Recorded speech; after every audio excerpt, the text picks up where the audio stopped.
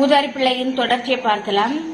அப்புறமா இவன் நினைக்கிறான், நம்ம நிறைய தப்பு பண்ணிட்டோம், என்ன பண்றது, எப்படியாவது நம்ம அப்பாவை போய் பார்க்க போகலாம் அப்படின்னு நினைச்சிட்டு அப்பாவை பாக்குறதுக்காக இந்த சின்ன பையன் என்ன பண்றான், ஊருக்கு வர்றான். ஊருக்கு வரும்போது அவங்க அப்பா என்ன பண்றாருன்னா, பையனை பார்த்தோன்னா ஒரே சந்தோஷத்துல ஓடி போய் கட்டி அடைக்கிறாரு.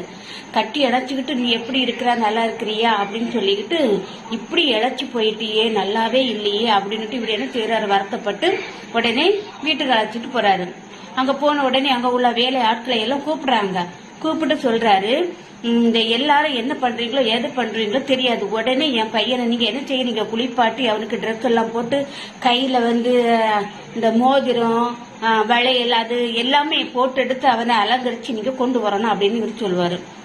உடனே அங்க உள்ள வேலை ஆட்களை எல்லாம் நினைச்சுவாங்க, இவர் அழகா குளிப்பாட்டி நல்ல ட்ரெஸ் எல்லாம் போட்டு, பெரிய அரசருடைய மகன் எப்படி இருப்பாங்க அதே மாதிரி இவர் என்ன பண்றாரு, பையனை ஆக்கி இந்த பையனை வேலை ஆட்களை எல்லாம் செய்து அப்படியே அழகா குளிப்பாட்டி எடுத்து கொண்டு விடுறாங்க. கொண்டு விட்டது அவருக்கு அதுக்கப்புறம் தான் ஒரே சந்தோஷம். அதுக்கு முன்னாடி காலில் செருப்பு இல்ல, அழுக்கு துணி வேற, ஆளு இப்படியும் ஒல்லியா போயிட்டான். அப்ப என்ன பண்றது, இதெல்லாம் பார்த்த பிறகு எல்லாத்தையும் மாத்தி எடுத்து அழகா என்ன செய்தாங்க, பையனை சரி பண்ணி விட்டாங்க. அப்ப அதுக்கப்புறம் உடனே இவர் வேலை ஆட்கள்கிட்ட சொல்றாரு, என் பையன் ரொம்ப நாள் கழிச்சு வந்திருக்கான், அதனால சின்ன கன்றுக்குட்டியை உடனே நீங்க என்ன செய்யறீங்கன்னு கறி குழம்பு வைங்க அப்படின்னுட்டு இவர் என்ன செய்யறாரு, வேலை ஆட்களிடம் சொல்றாரு.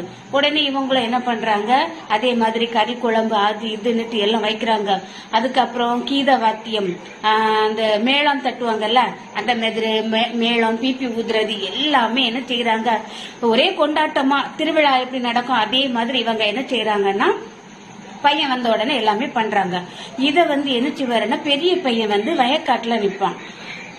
அப்ப அந்த பையன் என்ன பண்றான்னா, அங்க வயக்காட்டுல நிக்கும் போது யோசிக்கிறான், என்ன ஒரே சவுண்ட் சத்தமா கேக்குது அப்படின்னு வேலை ஆட்களிடம் கேக்குறான்.